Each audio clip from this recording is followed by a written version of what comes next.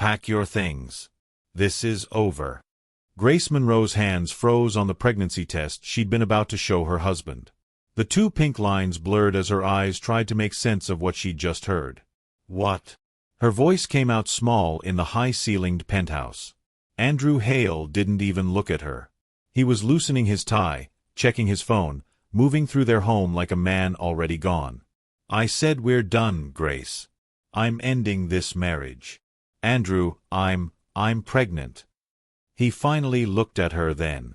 Not with joy or shock or even anger. Just boredom. Clinical indifference. That's unfortunate timing.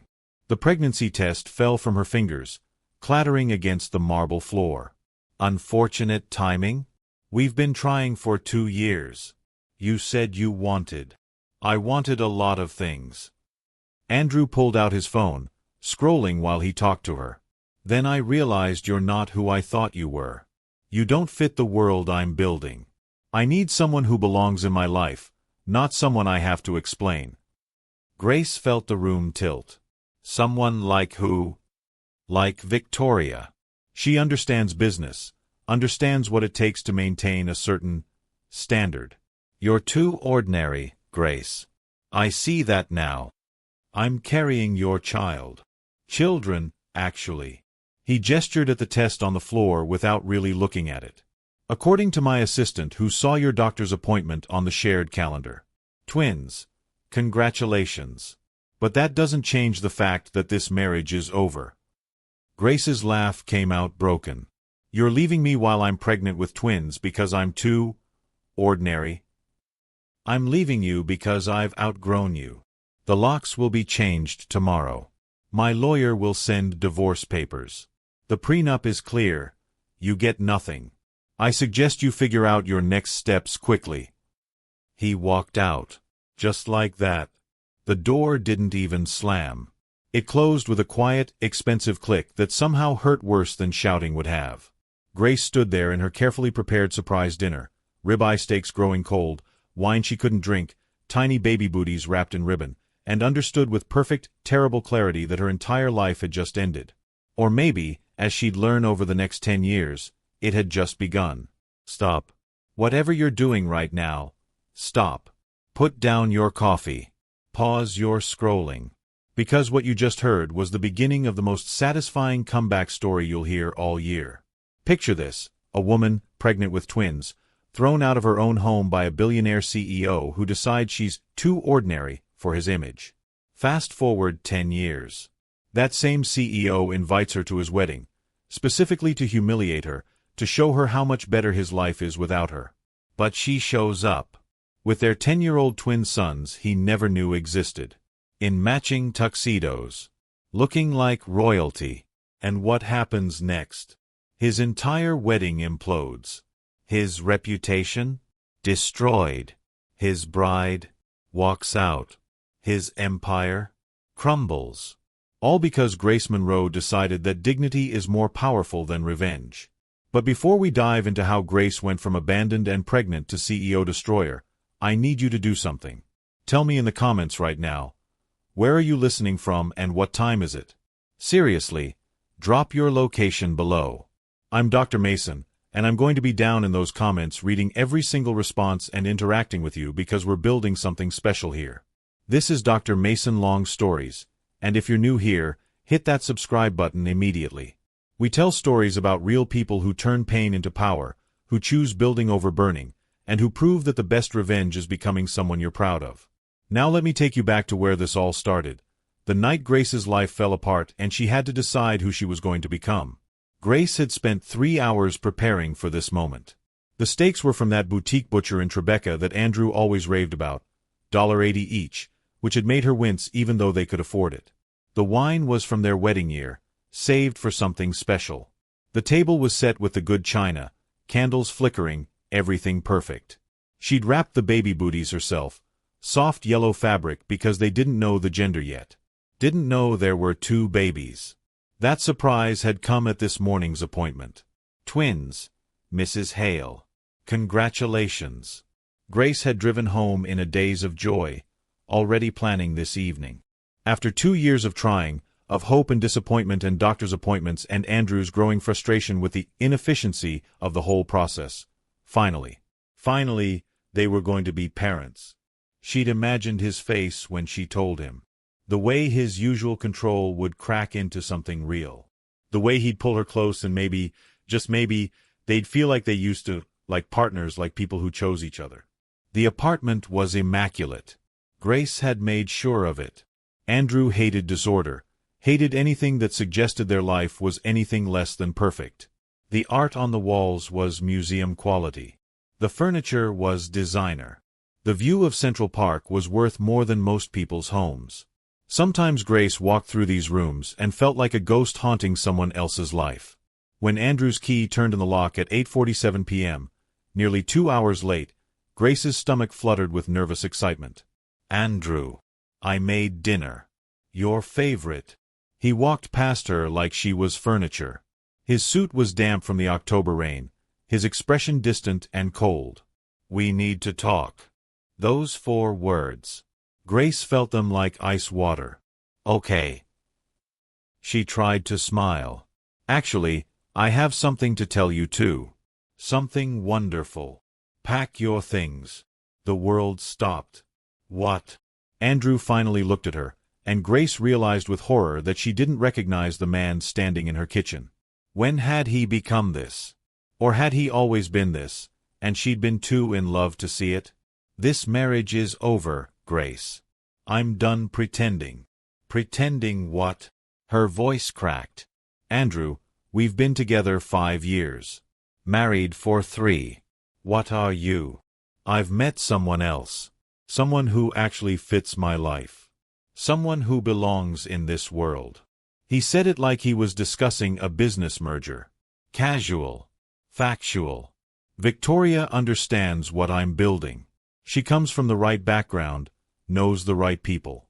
She makes sense for my trajectory." "Your trajectory."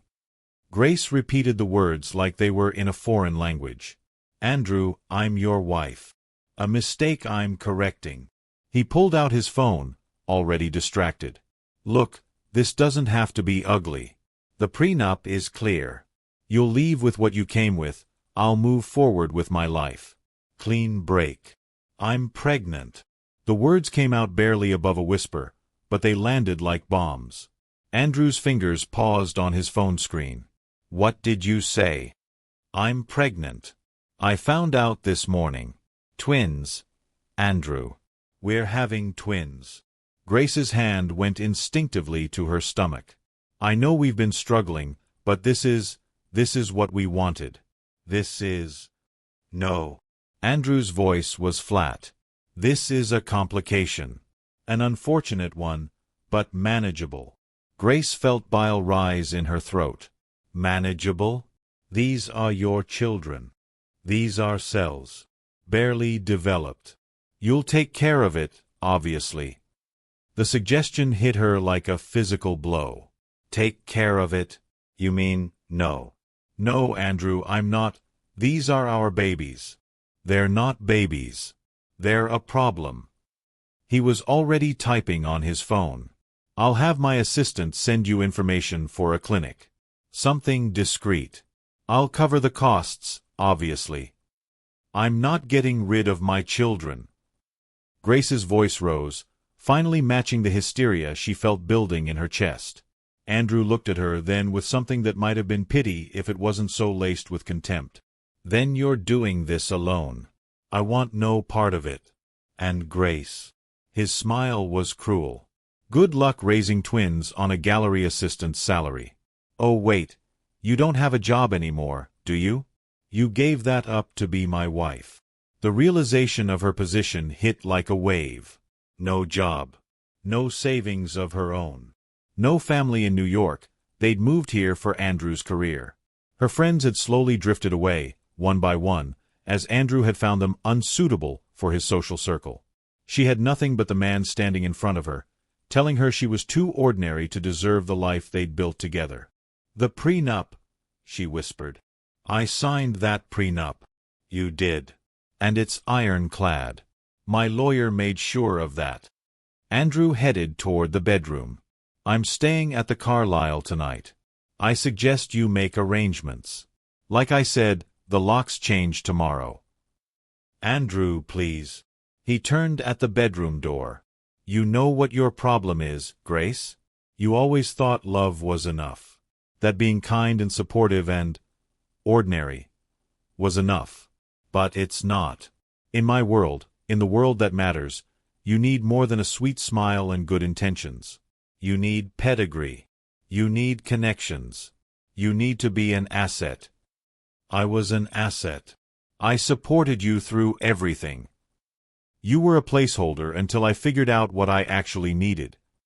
He disappeared into the bedroom, already on the phone. Victoria? Yes, it's done. I'll be at yours in an hour. Grace stood in the kitchen surrounded by the dinner she'd made, the wine they'd never drink, the baby booties she'd wrapped with such hope. The apartment that had never quite felt like home suddenly felt like a museum. Beautiful, cold, empty.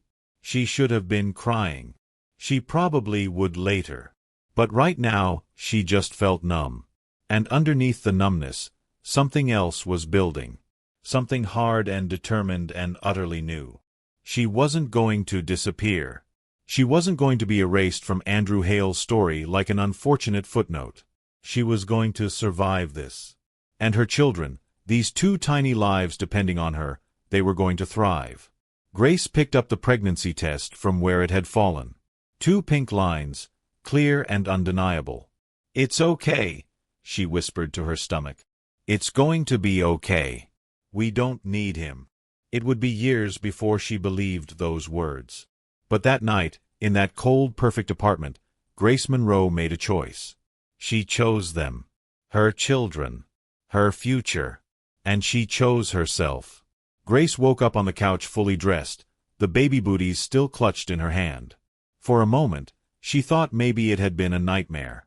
Then she saw Andrew's note on the counter, scrawled in his precise handwriting. Lawyer will contact you. Don't make this difficult. Not Andrew. Not your husband. Just A. Like he'd already reduced himself to a signature in her life. Grace's phone rang.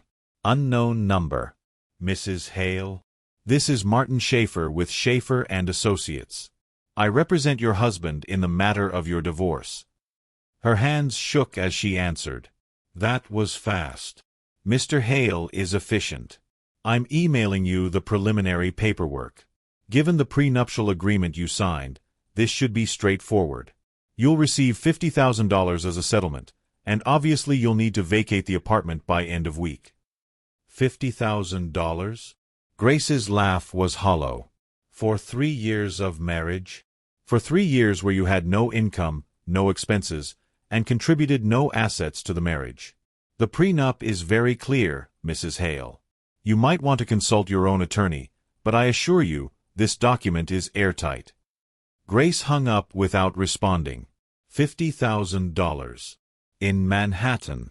While pregnant with twins. She did the math quickly. First month's rent, last month's rent, security deposit on any apartment she could afford. That was probably $10,000 right there for something barely livable. Prenatal care without insurance. Delivery costs. Baby supplies for 2 infants. The money would be gone in months. Maybe weeks. Her phone rang again.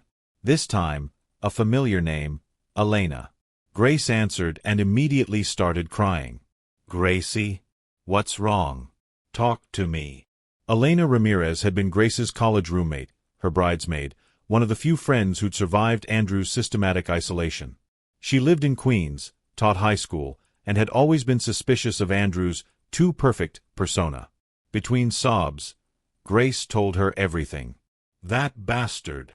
Elena's fury was hot and immediate. That absolute piece of, Grace, where are you right now? The apartment. He's changing the locks tomorrow. Pack a bag. You're staying with me. Elena, I can't impose.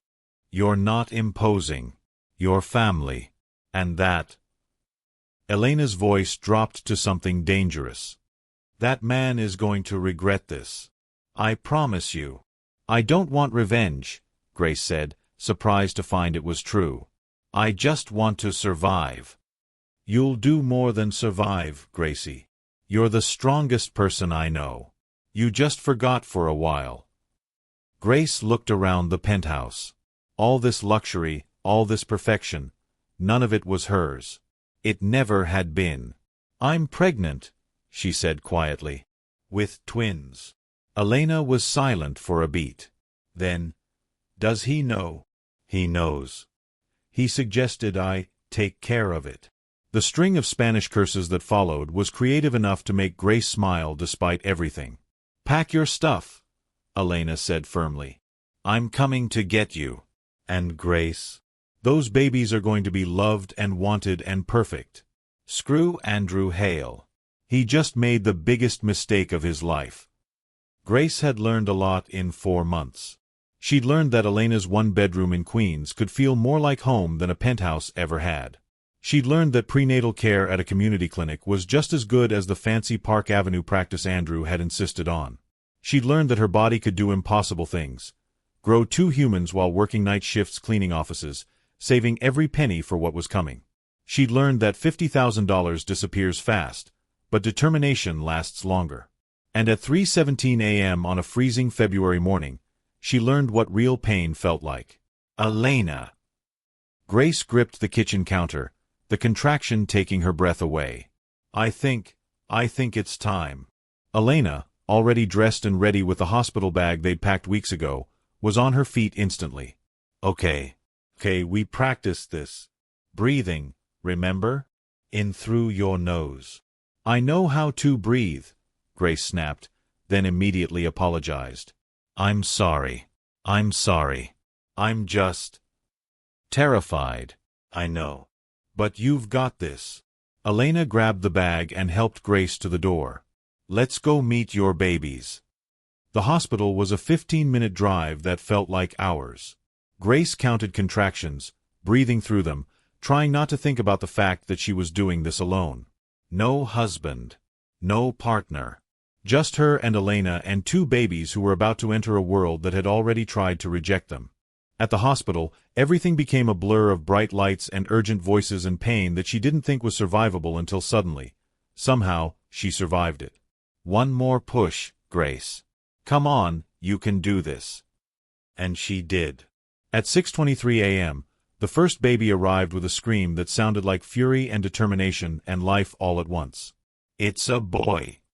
The nurse placed him on Grace's chest, this tiny, perfect, angry human who immediately gripped her finger with a strength that seemed impossible.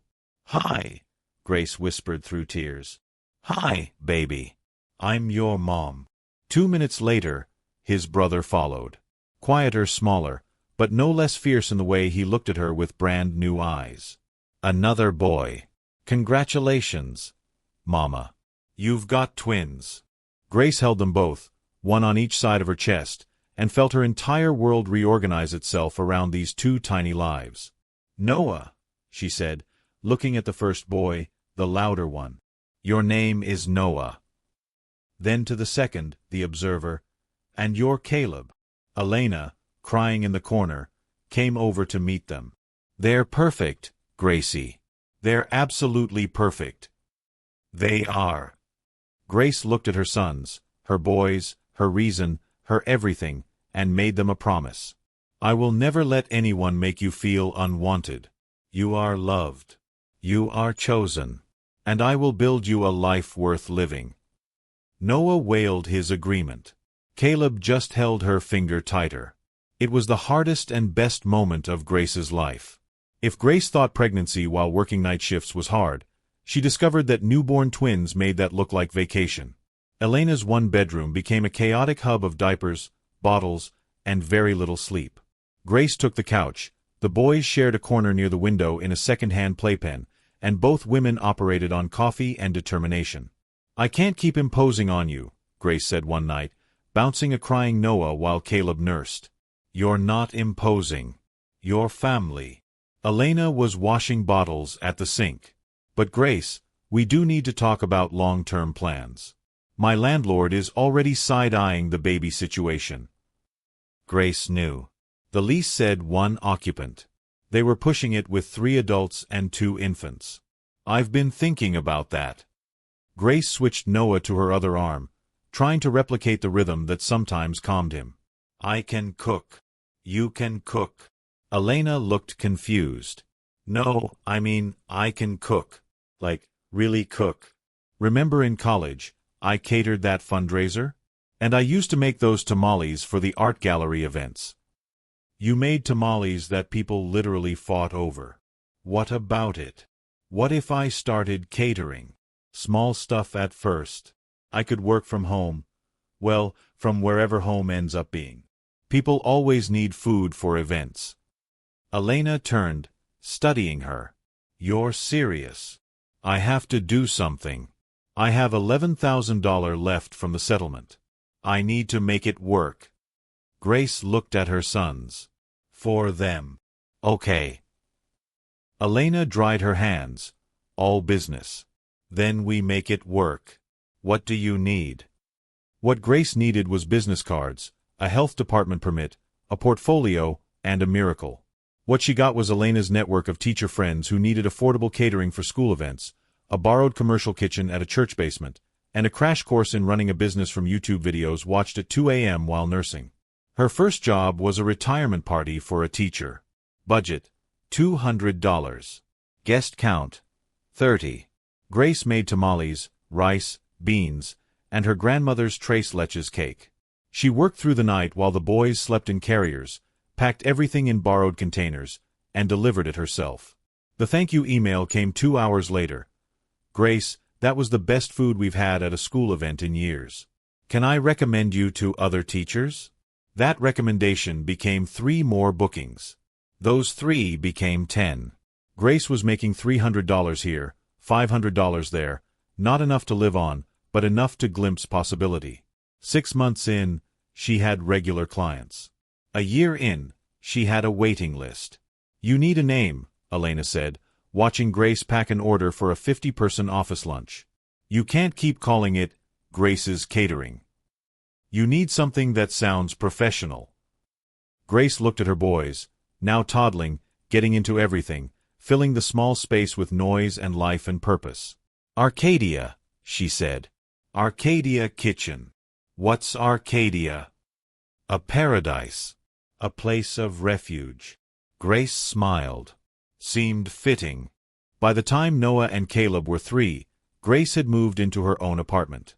It was small, a 2-bedroom in a neighborhood that was up and coming, which really meant affordable if you don't mind the occasional rat. But it was hers. The boys had their own room with twin beds and bright blue walls. Grace had turned the dining area into her office. And she'd rented commercial kitchen space 3 days a week. Arcadia Kitchen had gone from side hustle to actual business. Mama, I help. Noah insisted, standing on a stool next to Grace while she prepped orders. Me too. Caleb echoed, always following his brother's lead. Grace handed them each a wooden spoon. Okay, but gentle stirring. The beans don't need violence. What's violence? Noah asked. Stirring really hard and making a mess. Oh. Then Caleb does violence. Not me. I do not. Caleb's indignation was fierce. Grace laughed, conducting this small chaos that was her life. 3 years ago, she'd been throwing up in a penthouse bathroom, terrified and alone. Now she was here, tired, covered in tomato sauce, arguing with 3-year-olds about bean stirring technique. And she was happy. Actually, genuinely happy. Her first employee, Maria, arrived for the evening shift. Maria was also a single mom, also rebuilding from scratch. Her daughter was in kindergarten. She and Grace had bonded over the specific exhaustion of doing it alone. How many orders tonight? Maria asked, tying on her apron. 12. All pick up tomorrow. Grace checked her list. We've got the office downtown, the birthday party in Brooklyn, and that anniversary dinner. You're getting popular, Haifa. We're getting popular, Grace corrected. You're the reason half these orders are possible. By midnight, they'd prepped everything. Grace packed the boys into bed, kissed their sleeping faces, and allowed herself a moment of pride. Arcadia Kitchen's revenue this year would hit $120,000. After expenses, she'd clear maybe $40,000. It wasn't Andrew's penthouse money, but it was honest. It was hers. And it was enough. "Mom," Tyler said, "we're poor because we don't have a dad." Grace looked up from her laptop where she was reviewing a contract for a corporate event. Noah stood in the doorway, all righteous indignation and hurt feelings. She set the laptop aside. "Come here." Noah climbed onto the couch next to her. Caleb followed, as always. "Did Tyler hurt your feelings?" she asked gently. "Yeah. Because we're not poor. We have lots of stuff." Noah gestured around their apartment. "We have toys and food and you and each other." "That's exactly right." Grace pulled both boys close. "Tyler doesn't understand that families look different. Some have moms and dads. Some have just moms. Some have two moms or two dads.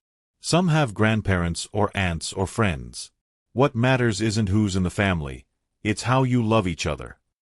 "But why don't we have a dad?" Caleb asked quietly. It was the question Grace had been preparing for, but it still hurt to answer. "You have a biological father," she said carefully. "Someone whose DNA helped make you. But he chose not to be part of our family. And that's his loss, not yours." "Does he know about us?" Noah always asked the direct questions. "He knows." Grace wouldn't lie to them. "He made a choice to not be involved. That's a choice about him, not about you. You are not unwanted. You are the most wanted, most loved children in the world. You just have one parent instead of two, and I promise I'm enough." "You're definitely enough," Noah said seriously. "Tyler's dad doesn't even make good snacks. You make the best snacks." Grace laughed through unexpected tears. "Well, I do run a catering company." "What's catering?" Caleb asked. "It's when I make food for people's special events. Parties, meetings, celebrations." "So your job is making people happy with food?" Noah's eyes widened. "That's the coolest job." "I think so too." That year, Arcadia Kitchen expanded into a real storefront with a commercial kitchen. Grace hired 6 employees, all single mothers or women rebuilding from hardship. She created a model that included child care on-site, flexible hours, and profit sharing. The business wasn't just surviving, it was thriving on a foundation of empathy and community. Local food bloggers started writing about her. Arcadia Kitchen's secret ingredient isn't just flavor, it's heart. Grace started getting calls from larger clients. Corporate events. Gallery openings. High-end parties. She said yes to the ones that aligned with her values, no to the ones that felt like the old life she'd left behind. "You could expand faster if you wanted," Elena observed, watching Grace turn down a contract with a hedge fund. That was a $20,000 order. From people who wanted to pay their servers $15 an hour and have them work a 12-hour day. Grace shook her head. "I didn't build this to exploit people. I built it to create something better." "You built it to prove him wrong." Grace considered that. Maybe at first. But not anymore. "Now I'm building it because this is who I am." By the time the boys were 8, Arcadia Kitchen had 3 locations and a staff of 15. Grace had moved them into a modest 2-bedroom house with a yard in a neighborhood with good schools. Nothing fancy, but theirs. Noah had become the kid who organized playground justice systems and argued with teachers about fairness. Caleb wrote stories and poems that made adults cry. Both were thriving. "Mom, can we talk to you about something?" Noah asked one evening at dinner. Grace immediately went on alert. That tone usually meant trouble. "What's up?" "Some kids at school have been asking questions." Noah looked at Caleb, who nodded encouragement. "About our dad." "Okay." "And we've been thinking." Noah, usually so confident, seemed uncertain. "We don't really care about meeting him or anything. We just want to know. Why? Like, why did he not want us?" Grace set down her fork. This was the conversation she'd been dreading and preparing for in equal measure. "Your father is a man named Andrew Hale," she said carefully. "When I met him, I thought he was someone different than who he turned out to be. I loved him, and I thought he loved me. But when I got pregnant with you too, he decided that being a father didn't fit with the life he wanted." "What kind of life did he want?" Caleb asked. "A life that looked successful on the outside. Big houses, fancy parties, important friends. He was more interested in how things appeared than in how things actually were." "That's dumb," Noah said flatly. "It is," Grace agreed. "It's very dumb. But it's also not about you. You are perfect exactly as you are. His inability to see that is his failure, not your flaw." "We know," Caleb said. "We just wanted to understand." "Do you ever miss him?" Noah asked. "Like, do you wish he'd stayed?" Grace thought about that honestly. "I miss the person I thought he was. But the real him? No. I don't miss him. Because if he'd stayed, our lives would look completely different. I might not have started Arcadia Kitchen. We might not be as close as we are. And I really, really like our life exactly as it is." "Me too," Caleb said.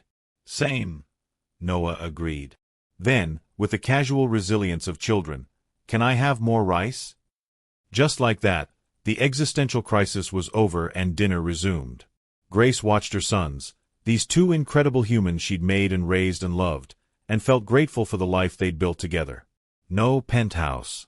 No social status. No billionaire husband. Just love and laughter and enough. More than enough. "Okay, let me pause here because I need you to understand something." Grace went from being thrown out of a penthouse while pregnant to running a successful business and raising two incredible kids. From $11,000 in the bank to building something real. If you're impressed by her journey so far, hit that like button. And drop a comment. What would you name your comeback business? I want to hear your ideas. Because we're about to get to the part where Andrew shows back up in her life. And trust me, he has no idea what's coming for him. The envelope arrived on a Tuesday. Grace was in her office at the main Arcadia Kitchen location, reviewing menus for an upcoming event, when her assistant knocked on the door. Grace? This just got delivered. Courier service. Looked expensive. The envelope was cream-colored, heavy stock, addressed in calligraphy. Before Grace even opened it, she knew. She knew from the pretentious presentation. She knew from the weight of the paper. She knew from the way her stomach dropped even before she saw the names embossed in gold. Mr. Andrew Hale and Ms. Victoria Chen request the pleasure of your company at their wedding celebration, the Grand Belmont Black Tie. 10 years. 10 years of silence, and now this. Grace's hands shook as she turned the invitation over. There, in Andrew's precise handwriting, a note in the margin. "Grace, I thought you might enjoy seeing how well some people recover from mistakes." The cruelty of it took her breath away. He thought she was a mistake. And he wanted to invite her to witness his triumph, his marriage to Victoria, the woman who fit his world, at the most expensive venue in Manhattan. This was meant to hurt her. To remind her of everything she'd lost, everything he'd moved on to. Grace should have been devastated. Should have thrown the invitation away, cried, raged. Instead, she started laughing. Because Andrew Hale had no idea what he'd just done. She picked up her phone and called Elena. You will not believe what just happened. After Elena finished cursing in 3 languages, she asked the important question, "What are you going to do?" "I'm going to go." "What?" "I'm going to accept the invitation, put on the most elegant dress I can find, and show up to his wedding." "Grace, are you sure?" "He's trying to humiliate you. He's trying to. But he can't. Because, Elena, I'm not that scared, abandoned girl anymore. I'm not ashamed of my life. I'm proud of it." Grace looked at the invitation again, seeing it differently now. "And it's time my sons met their father." "You're Grace. Are you serious?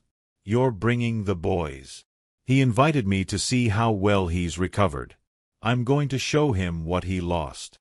I love this plan. I'm terrified, but I love it. That evening, Grace sat down with Noah and Caleb. They were doing homework at the kitchen table, arguing about math problems with the passion only 10-year-olds can muster. "Boys, I need to talk to you about something important." They both looked up, immediately alert to her serious tone. "Remember how we talked about your biological father?"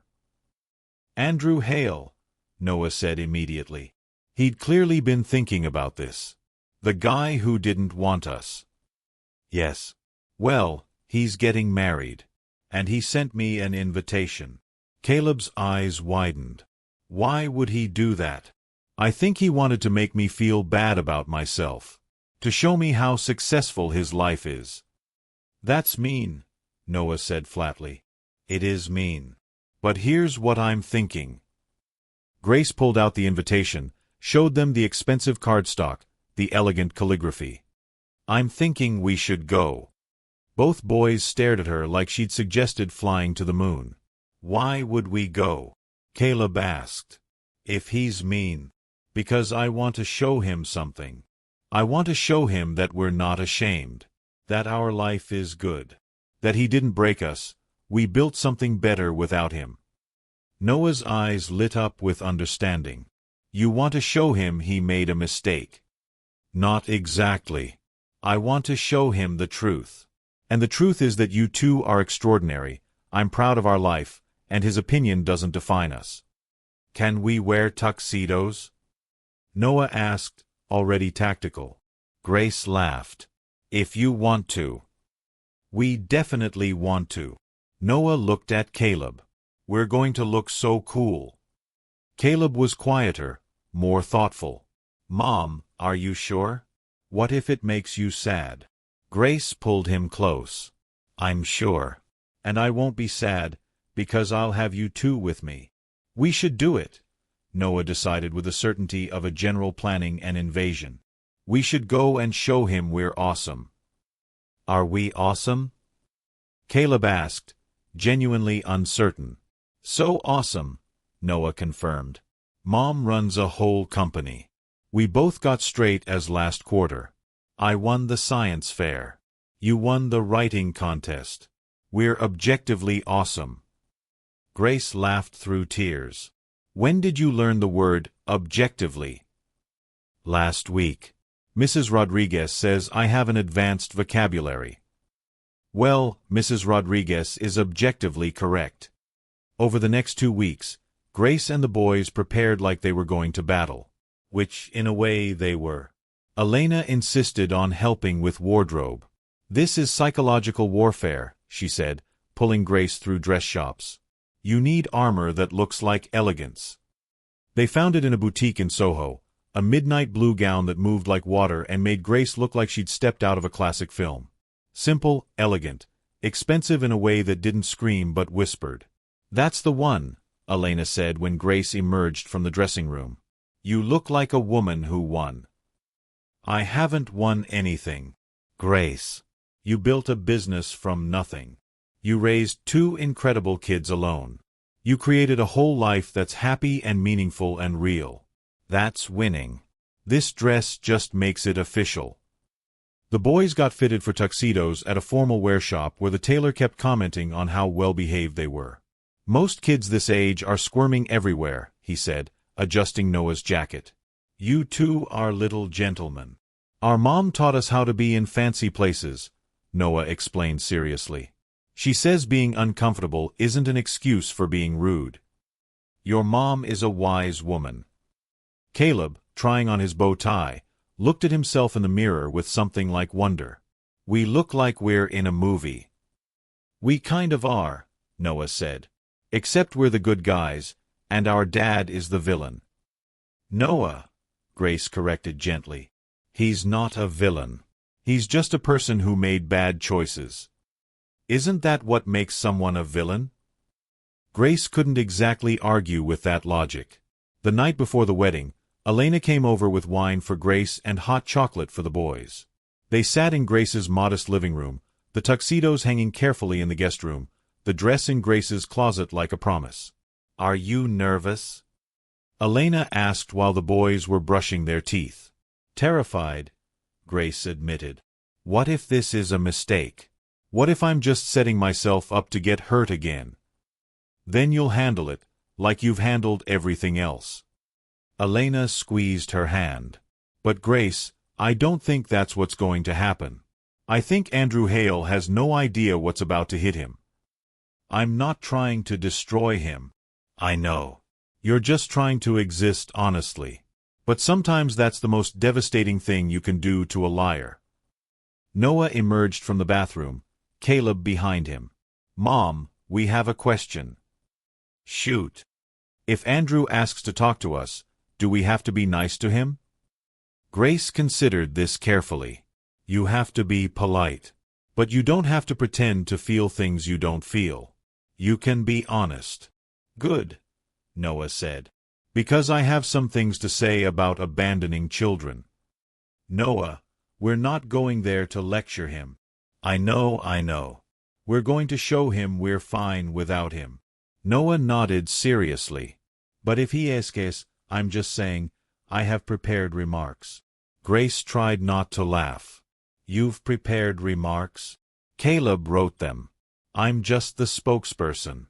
Caleb held up a small notebook covered in his careful handwriting. "I wrote down some thoughts. You know, in case." Grace pulled both boys into a hug.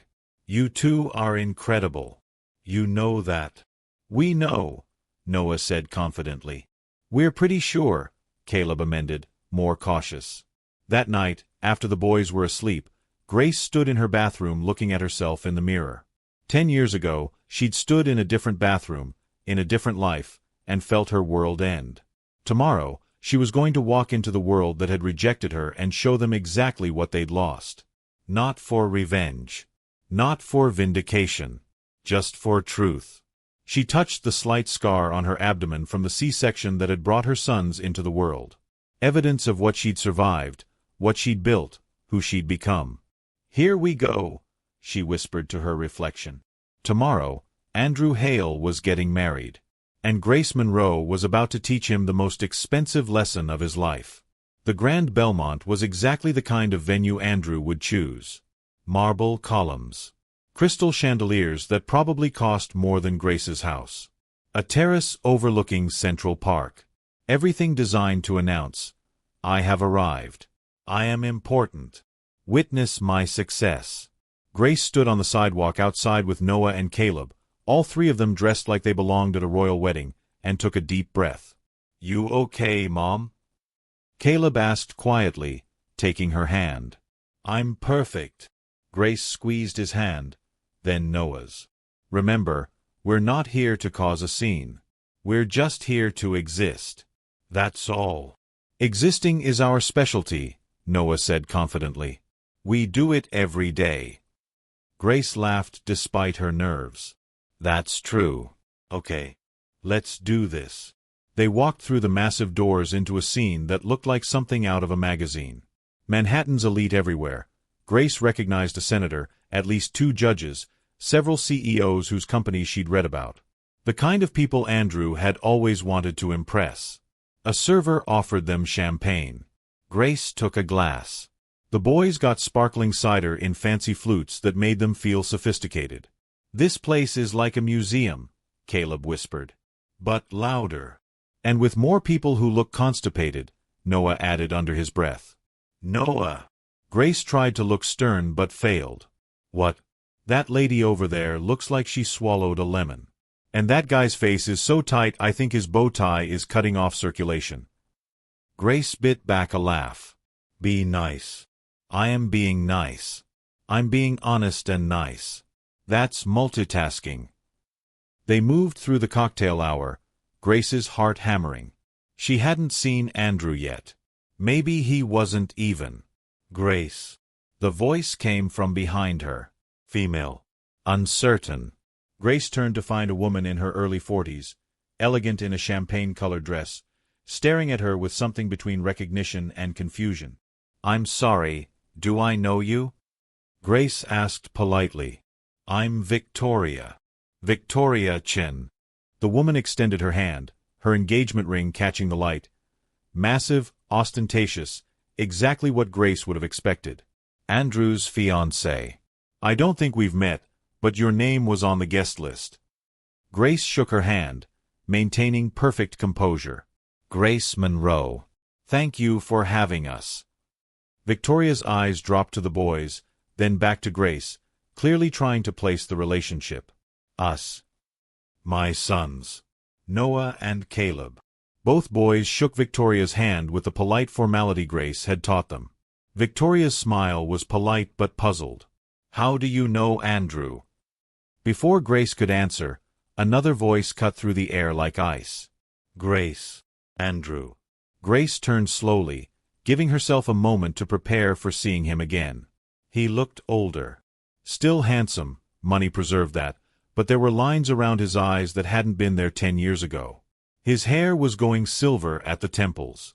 He was thinner, sharper, like he'd been carved down to essential angles. But it was his expression that told her everything. Confusion. And beneath that, something that might have been fear. Andrew. Grace kept her voice neutral.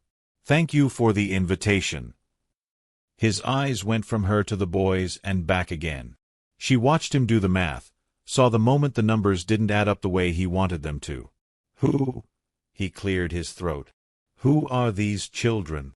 Our sons, Grace said simply. Noah and Caleb. Boys, this is Andrew Hale. The silence that followed was deafening. Victoria's champagne glass paused halfway to her lips. Our sons? Andrew, what is she talking about? Andrew's face had gone pale. Grace, this isn't the time or place. You invited me, Grace said calmly. You specifically invited me to see how well you've recovered from mistakes. So here I am. With the consequences of your choices. Noah, bless him, stepped forward with his hand extended. Hello, Mr. Hale. I'm Noah. I'm 10 years old. I like science and soccer and my mom's cooking. This is my brother Caleb. He likes writing and reading and also our mom's cooking. Andrew stared at Noah's outstretched hand like it was a grenade. Caleb, quieter but no less brave, added, We know you didn't want to be our father. That's okay. We turned out fine anyway. The small crowd that had gathered around them, because of course people were noticing, gasped audibly. Victoria set down her champagne glass with a sharp click. Andrew, what are they talking about? Victoria, let me explain. Are these your children?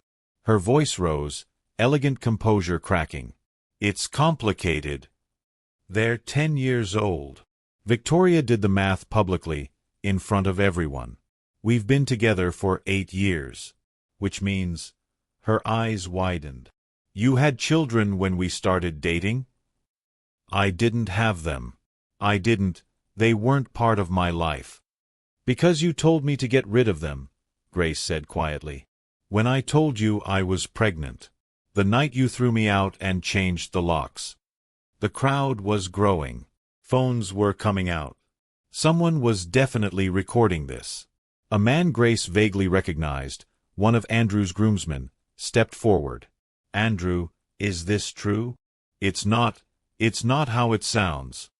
How does it sound? Grace asked, and there was steel in her voice now. Because from where I'm standing, it sounds like you abandoned your pregnant wife, spent 10 years pretending these children don't exist, and then invited me to your wedding specifically to humiliate me. Did I miss anything? You showed up here to embarrass me. Andrew's composure finally cracked. On my wedding day. How dare you? I showed up here because you invited me, Grace said, pulling the invitation from her purse. She read his handwritten note aloud. Grace, I thought you might enjoy seeing how well some people recover from mistakes. You wanted me to see your success. So I brought our sons to see what you consider successful. Someone in the crowd said, Oh my God. Another voice, Those kids look just like him. It was true. 10 years had given Noah and Caleb Andrews' jawline, his eyes, his posture. The resemblance was undeniable. Victoria took a step back from Andrew like he was contaminated. You told me you didn't want children. You said you'd never wanted them. I didn't. They're standing right there, Andrew. Victoria's voice broke. You have children. You've always had children. And you've been lying to me for 8 years.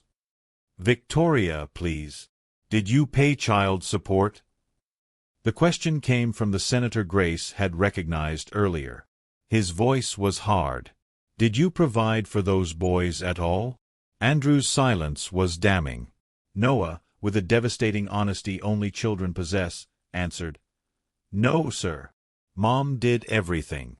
She worked night shifts when we were babies and started a catering company, and now she has 3 locations and 15 employees. We're doing really good without him. The pride in Noah's voice was unmistakable. So was the implicit accusation. Caleb added softly, Mom says he made a choice.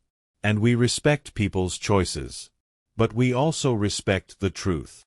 An older woman in the crowd, someone's grandmother, maybe, started crying. Those boys are beautiful. How could you? This is none of your business. Andrew snapped, finally finding his voice. This is a private matter. You made it public when you invited her, the senator said coldly. And you made it relevant when you decided to run for the hospital board I chair. We don't elect men who abandon their children, Andrew. I didn't abandon. What would you call it? Grace asked. The question was genuine, not rhetorical. You told me I was too ordinary for your world. You threw me out while I was pregnant. You changed the locks. You offered me $50,000 and told me to disappear. What would you call that behavior? Andrew looked around desperately, seeing his carefully constructed world collapsing in real time. Guests were whispering. Phones were recording. His groomsmen were backing away. And Victoria was crying.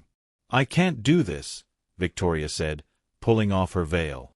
I can't marry someone who abandoned his own children, who's been lying to me for 8 years about something this fundamental.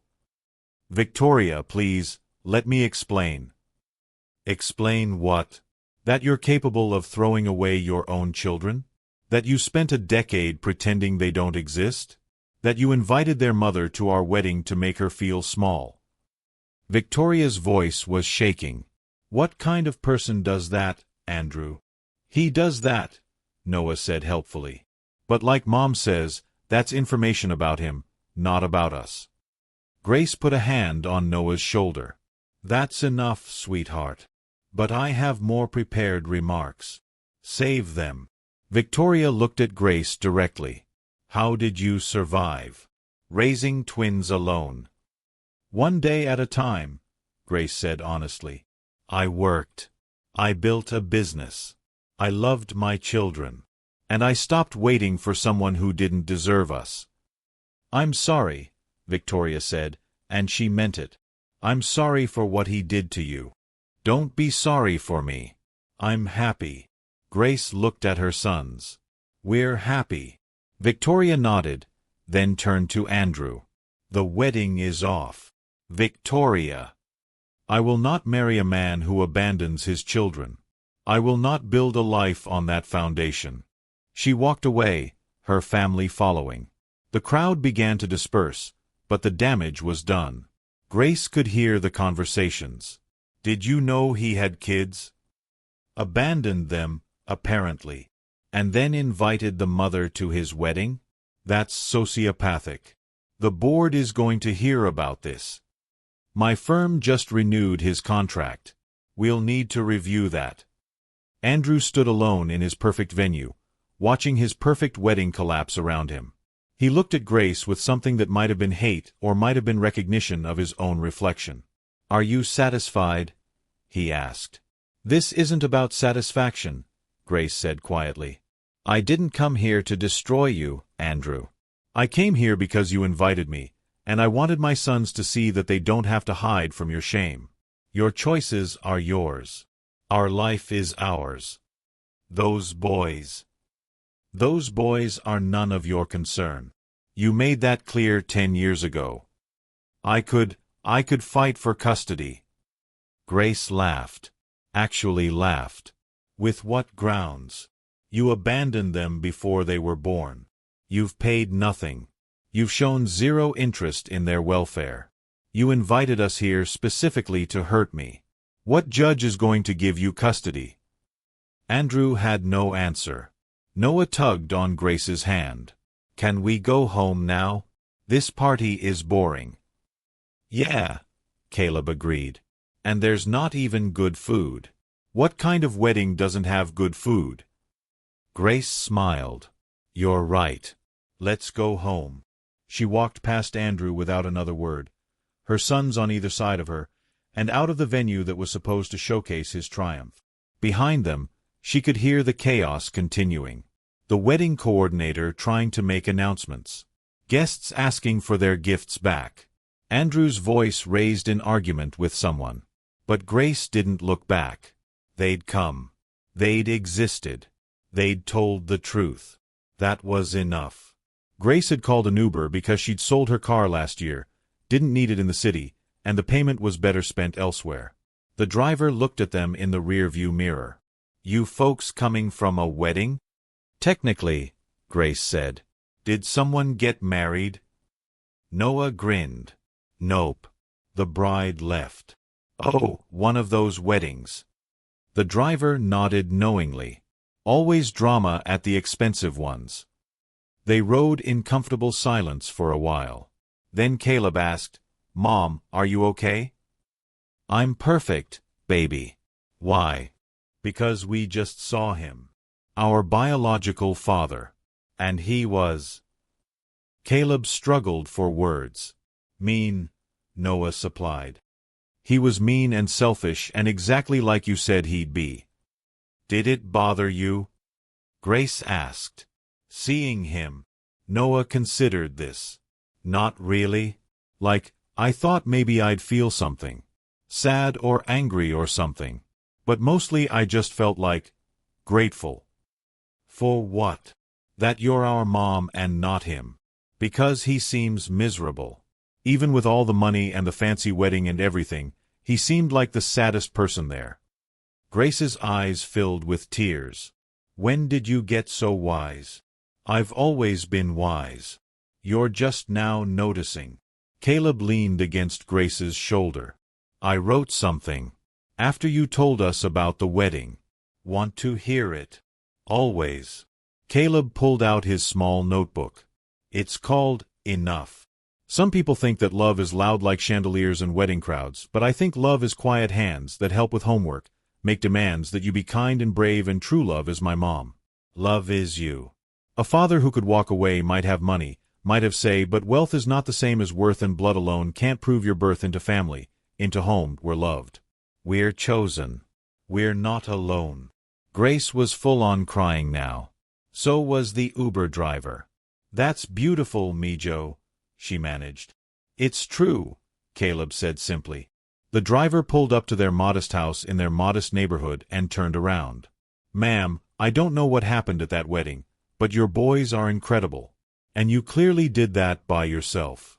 That's the real wealth. Grace tipped him extra and they went inside. Elena was waiting on the porch, wine already open. Tell me everything, she demanded. By the next morning, the story was everywhere.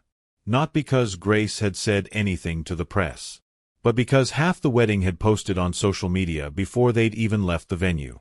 The videos were brutal. Noah extending his hand to Andrew while explaining he was 10 years old. Caleb's quiet statement about respecting choices but also truth. Victoria's tearful confrontation. Andrew's stammering non-denials. The hashtag Grand Belmont Wedding was trending. So was hashtag 10-year secret and hashtag Arcadia Kitchen. Grace woke up to 847 Instagram notifications and her business phone ringing non-stop. Grace, it's Priya, her business partner said when Grace finally answered. Have you seen? I know. The website crashed from traffic. We're getting interview requests. Catering inquiries. One woman wants to hire us for a revenge divorce party because you're her inspiration. Grace put her head in her hands. This is not what I wanted. I know. But it's what's happening. How do you want to handle it? Grace thought about that. She could hide. Refuse all interviews. Try to return to normal. Or she could use this moment to tell a different story. Set up one interview, Grace said. Local news. Something small. I'll tell our story once, honestly, and then we move on. The interview aired 3 days later. The reporter, a woman named Sarah Chen, met Grace at the original Arcadia kitchen location. Grace, the video from the Belmont has gone viral. Millions of views. Everyone's talking about your story. How do you feel about that? Honestly, uncomfortable, Grace said. I didn't go to that wedding to create a spectacle. I went because my ex-husband invited me, and I wanted my sons to see that they don't have to hide from his choices. Your sons are the twins Andrew Hale abandoned before they were born? Yes. Noah and Caleb. They're 10 years old, they're brilliant and kind, and they're the best thing that ever happened to me. Andrew Hale's camp has released a statement saying this is a personal matter that was taken out of context.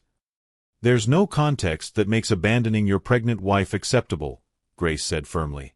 And I'm not here to debate that. I'm here to talk about what happened after. Which is, I built a life. I started a business from nothing. I raised 2 children who are kind, empathetic, and understand that character matters more than status. I created something real instead of something that just looks good. Arcadia Kitchen now has 3 locations and 15 employees. All women. Mostly. All people who were rebuilding from something. Single parents, women leaving bad situations, folks who needed a second chance. I built what I needed 10 years ago, a community that supports instead of judges. Do you have a message for Andrew Hale? Grace paused, choosing her words carefully. I hope he learns something from this. I hope he understands that the way we treat people when we think no one's watching, that's who we really are. And I hope he finds peace. But that's his journey. Mine is with my boys, my business, and the life we've built together. And for people watching who might be in situations like you were, abandoned, struggling, starting over? Grace looked directly at the camera. You're not alone. It feels impossible at first. But one day becomes 1 week, becomes 1 month, becomes 10 years. You build your life one choice at a time. Choose yourself. Choose your children.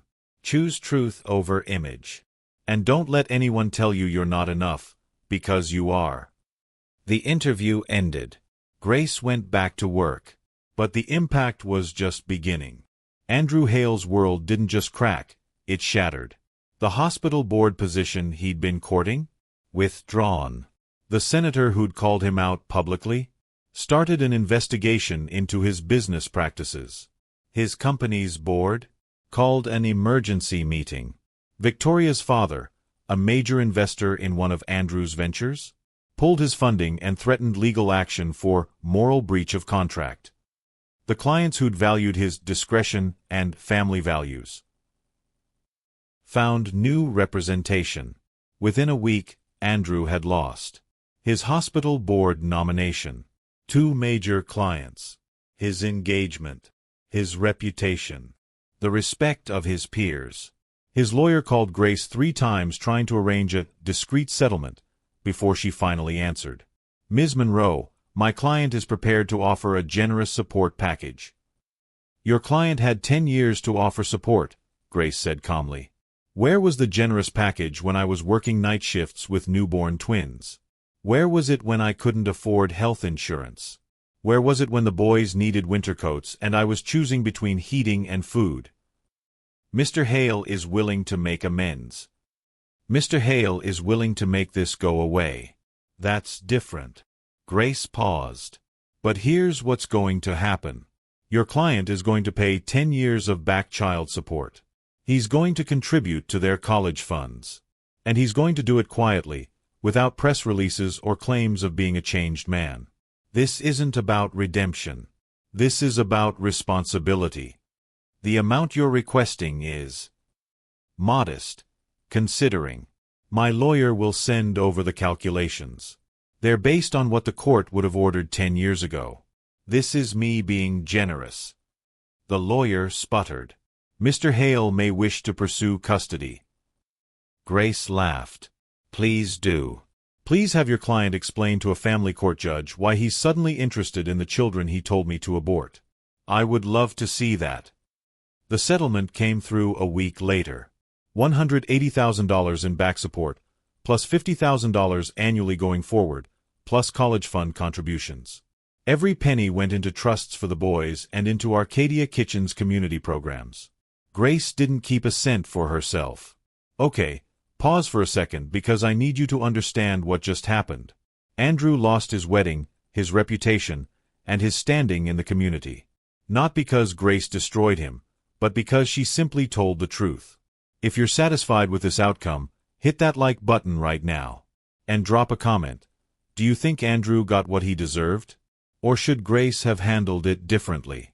Because we're not done yet. We need to talk about what happened after the dust settled.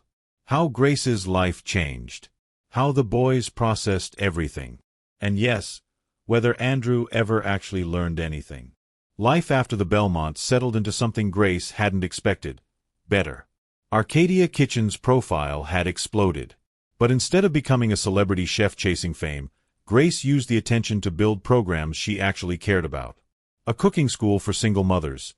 Free, with childcare included, teaching both culinary skills and business basics. A catering internship program for women re-entering the workforce after domestic situations. Partnerships with local schools to provide healthy lunches at cost. The business grew, but it grew with purpose. You could franchise, her business partner Priya said one day. You could be a millionaire in 2 years. I don't want to be a millionaire, Grace said. I want to build something that lasts. Something that helps people. You do realize those things aren't mutually exclusive? They are when the $1 million requires compromising the mission. Grace was at the original location, prepping for a community dinner, when someone knocked on the kitchen door. She looked up to find Andrew. He looked different. Smaller, somehow. Less polished. His suit was still expensive, but it hung differently on him, like a costume instead of armor. Grace. Can we talk? She should have said no. Should have called security. But something in his posture, defeated, genuinely humbled, made her pause. 5 minutes. The boys aren't here. I know. I checked. He stepped inside, looking around at the industrial kitchen. I heard about your expansion. The programs you're running. It's impressive. Thank you. Awkward silence. I came to apologize, Andrew said finally. Really apologize. Not through lawyers or with money. Just to say I'm sorry. Grace set down her knife, giving him her full attention. Okay. I was cruel to you. Unforgivably cruel. I treated you like you were disposable because I was so focused on image that I forgot about substance. He looked at his hands. I threw away the best thing in my life because I thought success was about appearances. And I've spent the last 6 months in therapy trying to understand why. Did you figure it out? My father, Andrew said. He measured everything by status. Love, family, worth. It all came down to what other people thought. And I internalized that so deeply that I couldn't see that the woman I married, the children we could have raised, that was the actual prize. Grace felt nothing. No anger, no satisfaction, no vindication. Just a distant sadness for who Andrew could have been. I'm glad you're getting help, she said. I don't expect forgiveness. I don't deserve it. I just wanted you to know that you were right. About everything. The boys are incredible. I've seen the articles, the interview Caleb did about your cooking program. And you built something real while I was building something hollow. Andrew, I appreciate the apology. But this doesn't change anything. I know. He pulled an envelope from his pocket. This is information about a trust fund set up. For the boys' college, or whatever they need. It's separate from the court-ordered support. It's just something I should have done 10 years ago. Grace took the envelope. Thank you. Can I? Andrew's voice broke. Can I meet them? Properly? Not to be their father, I lost that right. But just to tell them I'm sorry. To see who they've become. Grace considered this. That's not my decision alone. They're old enough to choose. If they want to meet you, we'll arrange it. But Andrew, you don't get to walk back into their lives and disrupt what we've built. You're not entitled to their forgiveness. I know. And if you hurt them, if you let them down after they've given you a chance, I will make what happened at the Belmont look like a warm-up. Andrew actually smiled. I believe you. He left, and Grace stood in her kitchen, holding an envelope that represented everything she'd fought for and never received. That night, she talked to the boys. Your biological father came by today. Both boys looked up from homework. What did he want? Noah asked, suspicious. To apologize. And to ask if you'd be willing to meet him. Caleb and Noah exchanged looks, having one of their twin conversations without words. Do we have to? Caleb asked. Absolutely not. This is entirely your choice. Noah thought about it. What do you think we should do? I think you should do whatever feels right to you. He's made mistakes. He's trying to fix them. Whether you want to be part of that is up to you. Can we think about it? Caleb asked. Of course. 3 days later, Noah came to her. Caleb and I talked. We'll meet him. Once. Not because we need a dad, we don't. But because... He struggled for words. Because it's the kind thing to do? Grace supplied. Yeah. And because you taught us that people can change. So maybe he did. Grace hugged him. You two are better humans than I'll ever be. That's not true. We learned it from you. The meeting happened at a neutral location, a park, public, with Grace present. Andrew arrived early, nervous in a way Grace had never seen him. The boys showed up exactly on time, both of them wary but polite. Noah. Caleb. Thank you for agreeing to meet me. You're welcome, they said in unison. Awkward silence. I want to apologize to you both, Andrew said. For not being your father. For not being there. For making choices that hurt you and your mother. There's no excuse for what I did. I just wanted you to know that the problem was me, not you. You are both remarkable, and I'm sorry I wasn't there to see you grow up. Noah, ever direct, asked, Why weren't you? Because I thought success meant looking good. Having the right image. Being with the right people. And I thought your mother, I thought you, didn't fit that image. Andrew's voice was thick with shame. I was wrong. About everything. The image I wanted was empty. The life I thought I needed was worthless. And by the time I understood that, I'd already thrown away what actually mattered. Caleb asked quietly, Do you want to be our dad now?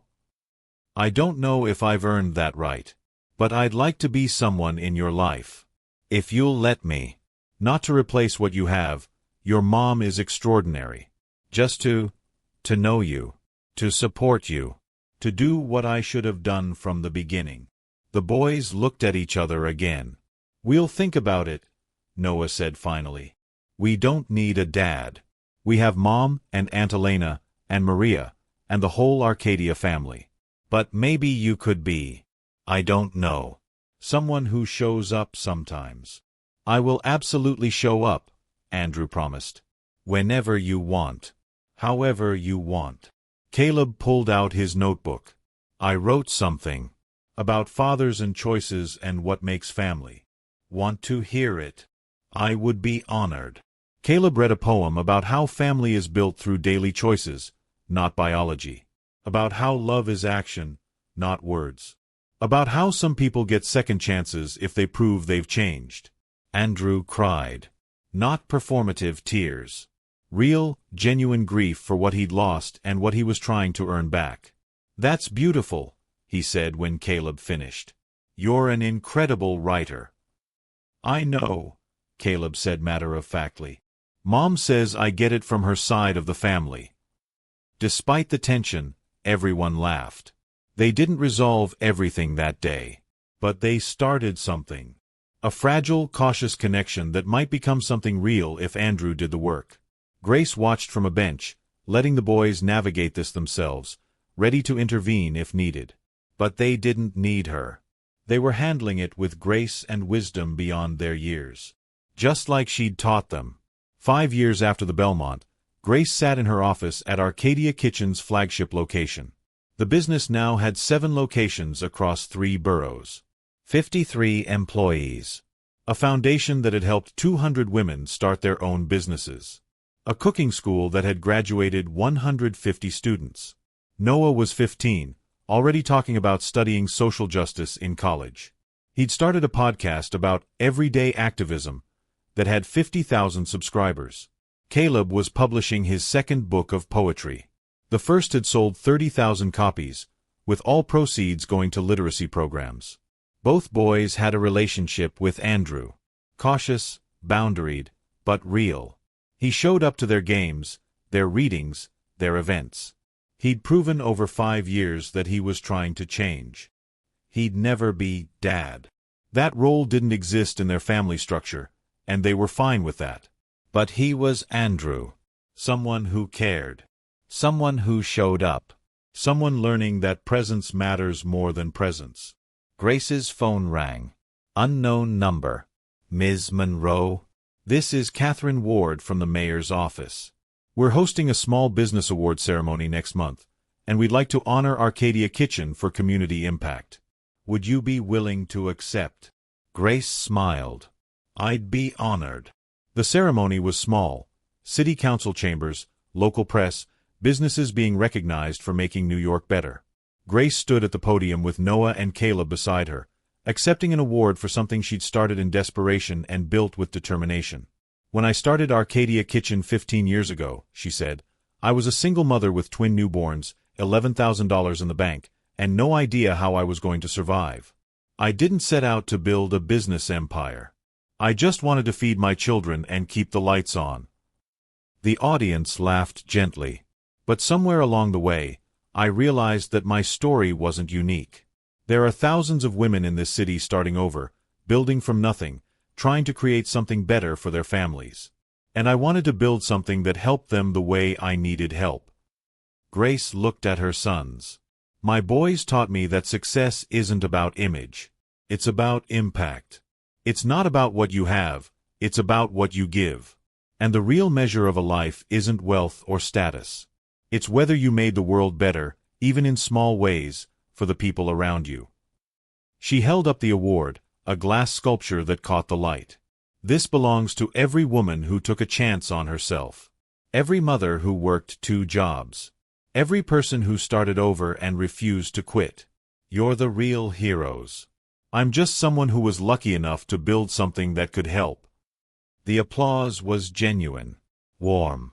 After the ceremony, a young woman approached Grace.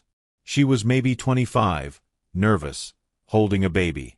"Ms. Monroe, I'm sorry to bother you, but I just wanted to say, I'm in your cooking program.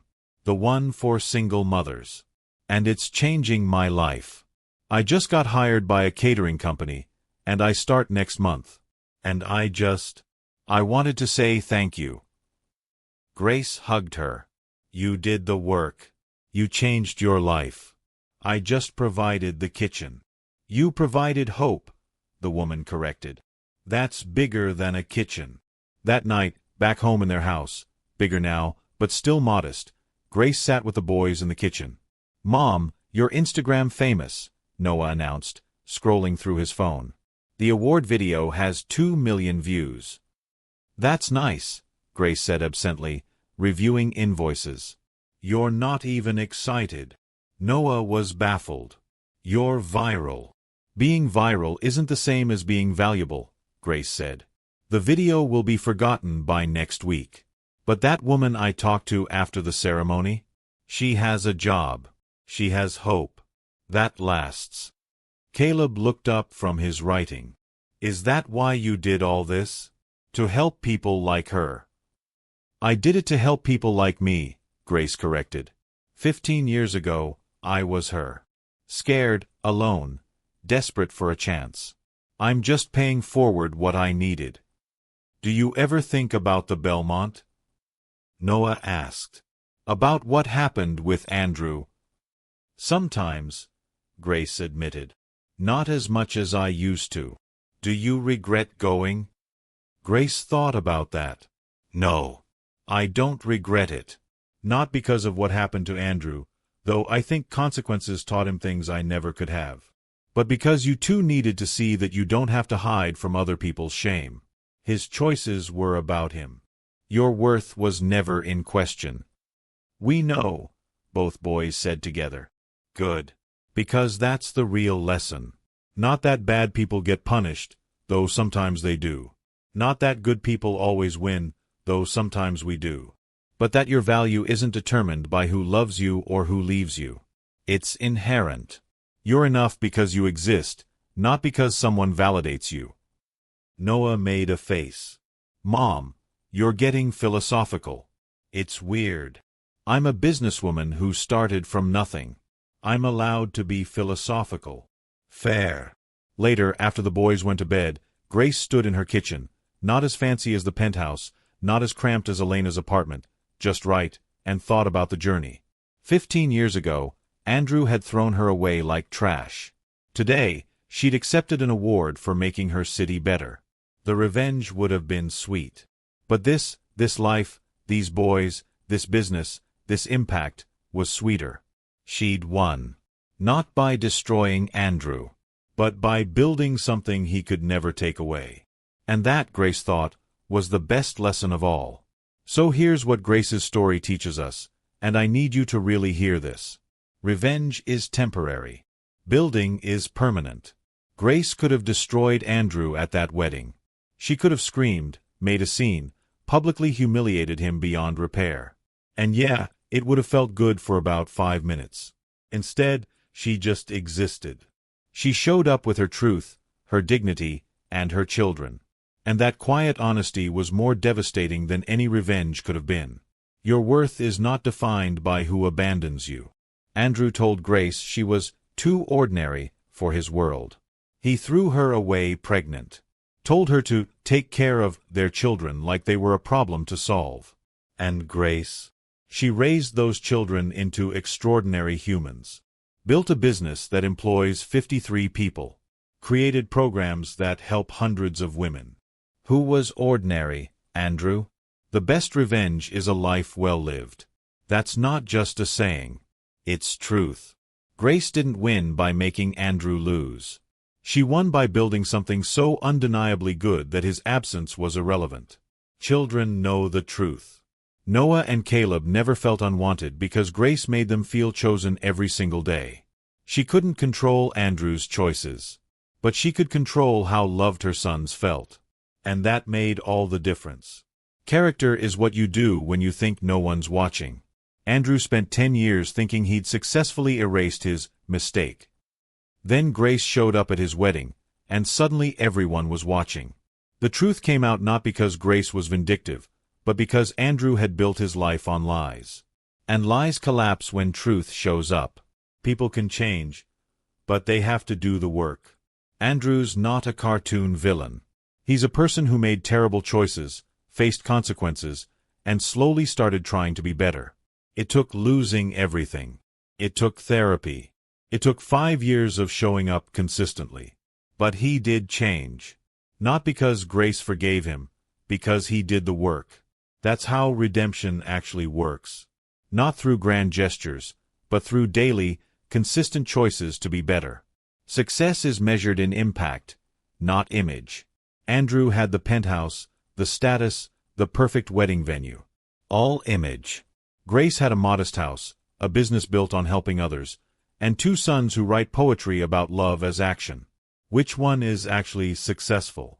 You are not your circumstances. You are your choices. Grace could have stayed bitter. Could have raised her sons to hate their father. could have spent 15 years obsessed with revenge. Instead, she chose to build, to create, to help others, to raise kind, wise children. Those choices made her who she became. Now, before you go, I need something from you. Hit that like button if this story moved you. Not later. Right now. Because stories like Grace's need to be heard. Drop a comment and tell me, what's one thing you're building right now? A business, a family, a new life, a skill? Tell me your story. I'm reading every comment. Share this video with someone who needs to hear it. You know who they are. The person starting over. The single parent. The person who was told they weren't enough. Send this to them. And subscribe to Dr. Mason Long Stories. Because every day, we tell stories about people who turn pain into power. Who choose building over burning. Who prove that the best endings come from the hardest beginnings. This is Dr. Mason, and I'll leave you with Grace's own words. Success isn't about what you accumulate. It's about what you create. And the most valuable thing you can create is a life that helps others build theirs. Grace Monroe walked out of a penthouse pregnant and alone. She walked into an award ceremony 15 years later with 2 extraordinary sons, a business that employs 53 people, and a legacy of helping hundreds of women start over. Andrew tried to embarrass her. Instead, he taught the world what real success looks like. And it looks like Grace. You don't need revenge. You need resilience. You don't need to destroy your enemies. You need to build something they can't touch. You don't need validation from people who didn't see your worth. You need to see it yourself. Your comeback doesn't have to be loud. It just has to be real. Grace's sons asked her once if she won. She told them winning wasn't about defeating Andrew. It was about building a life so good that his opinion became irrelevant. That's the real victory. Choose building. Choose truth. Choose yourself. This is Dr. Mason Long Stories. Until next time, remember, the best revenge is becoming someone you're proud of, regardless of who's watching. Now go build something beautiful.